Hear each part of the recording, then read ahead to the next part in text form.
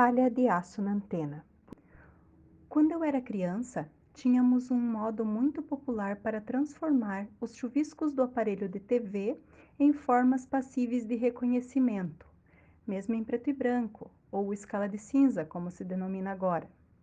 Meu pai colocava uma palha de aço na antena. Assim, minha mãe poderia ver suas novelas, meu pai acompanhar as notícias e eu e meus irmãos podíamos sonhar com os programas infantis e nos domingos pela manhã com os musicais da Disney. Na escola, líamos o mesmo livro, todos, uniformemente. Depois, se tivéssemos sorte, veríamos um filme. Foi o que aconteceu na sexta série, com a minha eterna Poliana, a qual depois de adulta comprei os livros, como um doce capricho. Para pesquisar, usávamos as enciclopédias. A famosa Barça, detentora de todo o conhecimento do mundo, ou pelo menos do meu mundo. Embora não tivéssemos esses livros em minha casa, como a maioria dos meus colegas, isso nos conduzia ao lugar mais interessante da cidade, a biblioteca. A bibliotecária, sempre que havia pesquisa, conversava com a professora ou o professor que indicavam os livros em que era possível encontrar o assunto. Assim poupava trabalho e evitava a possibilidade de pesquisarmos sobre fungos em livros de geografia.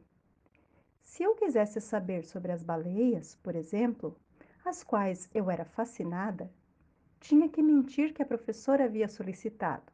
E ela, fingindo que acreditava, dava-me acesso aos cheirosos livros da enciclopédia.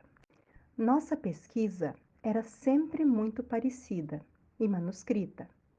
Baseavam-se em resumos, das quais alguns copiavam o inteiro teor, outros retiravam aleatoriamente algumas frases. Nesses trabalhos, com capas meticulosamente desenhadas, não havia muita diversidade de informações. Éramos uniformemente instruídos. Mas passou o tempo e na escola apareceram os primeiros computadores e os boletins passaram a ser impressos. As provas ainda eram mimeografadas e as pessoas que sabiam lidar com o computador eram os primórdios do que se chama nerd. Quando há pouco li algumas biografias famosas dos grandes nomes da tecnologia, me impressionei que em 1994 ainda tínhamos um único computador na escola e meu pai ainda colocava uma palha de aço na antena da TV, embora agora tivéssemos um aparelho em cores. No ensino médio, um único aluno tinha computador e trazia seus trabalhos digitados e cheios de word art. Eu continuava em livros, embora nessa época havia largado a Barça, que se manteve no cantinho do meu modo de aprender, sempre buscando primeiro o conceito, o verbete único, para apenas depois ampliar. Nos anos 2000, a faculdade estava repleta de computadores e havia a internet, uma novidade revolucionária. Muitos não a tinham em casa, mas recorríamos aos amigos, à universidade e às lan houses. Era assim que agora estudávamos e fazíamos os artigos e pesquisas do trabalho de conclusão de curso. A educação havia mudado. Aulas em vídeo eram comuns. Professores entravam em sala de aula portando notebooks. Havia lousas digitais e aulas em complexos slides, cujas transições automáticas e sofisticadas permitiam que as pálpebras não caíssem. A Barça agora era substituída pelo Google, pelo Yahoo Respostas e outras formas de oráculos modernos. Quem quisesse pesquisar sobre baleias, por exemplo, bastava digitar o termo e teria acesso a uma miríade de informações. No entanto, a minha sensação era de que o quadro negro havia simplesmente sido transposto para essas mídias. Com o passar do tempo, alguns nem mais iam à biblioteca, e até as referências bibliográficas dos trabalhos científicos se tornaram apenas referências, ampliando para sites, vídeos e tantos outros instrumentos. Apareceram aplicativos, a comunicação melhorou e passamos a nos integrar por redes sociais. Mas assim como meu pai passou anos colocando palha de aço na antena, nossas aulas continuavam no mesmo padrão, atuando nas mesmas relações de poder. Os estudantes não eram pesquisadores e o professor era quem sabia, o detentor do conhecimento. E ponto. Mesmo com as comunicações invadindo a escola, ela resistia bravamente. Nossos alunos não podiam portar celular em aula e não se tinha interesse em formar uma rede de conhecimentos. O construtivismo de discurso imperava, mas a prática não iniciava da realidade do aluno, não considerava sua bagagem cultural e não se aproximava do desenvolvimento da cidadania e tampouco importava o que o estudante sabia.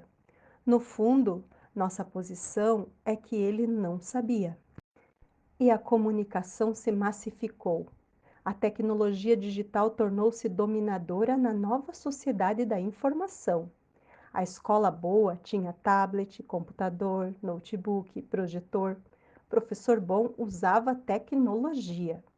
Estranho era alguém que não tinha um smartphone. Porém, ainda era uma miragem a possibilidade de interrelacionar a dinâmica da escola a esse novo e fantástico mundo digital e comunicativo. Havia, claro, algumas experiências ali e acolá, pontos fora da curva. O que era normal era fazer valer o processo em que o professor ensinava, o aluno aprendia, ou não, e tinha uma avaliação escrita no final. Evidente, não é mesmo? Mesmo o professor fazendo uma aula com tecnologia, com comunicação interativa, pelo menos um pouco da solidez tradicional precisava ser mantida.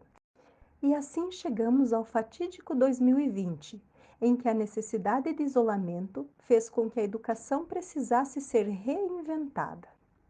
Era preciso ensinar em casa, para os que tinham ou que não tinham condições.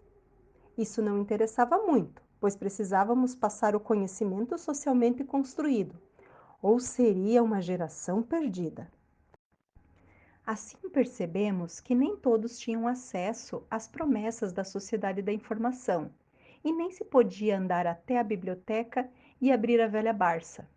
Mas isso não importou. A escola cabia ensinar a quem conseguisse ou merecesse. E foram muitas aprendizagens. No ritmo das lives, fala-se que a educação avançou 20 anos no uso da tecnologia.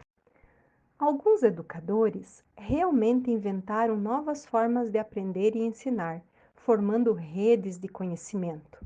Esses entenderam logo o conceito de interação, que informação não é conhecimento, que o professor pode ser um hub, mediador dos processos do conhecer e que o aluno é ativo nisso tudo. Nesse momento, a educação precisa contar com as ferramentas tecnológicas digitais para comunicar um conhecimento que se inicia de um posicionamento perante a informação. Esse é o momento de ensinar ética, democracia, empatia e valorização do outro, e de mostrar aos educandos os potenciais positivos e negativos da sociedade digital, rápida e precisa, mas que já nasceu numa base excludente. É o momento de formar a criticidade e educarmos para a diversidade, alicerçando os processos educativos às ferramentas tecnológicas de comunicação. Se na escola desconsiderarmos que nossa sociedade digital funciona com base na interação e comunicação e que a tecnologia molda nossas formas de aprender, ensinar e se posicionar, teremos hologramas em sala de aula, mas continuaremos com os mesmos slides intermináveis, as mesmas provas escritas e as tentativas de uniformizar o conhecimento. Como meu velho pai, que não mais coloca palha de aço na antena da TV, mas vê isso com saudosismo e prefere não trocar de canal.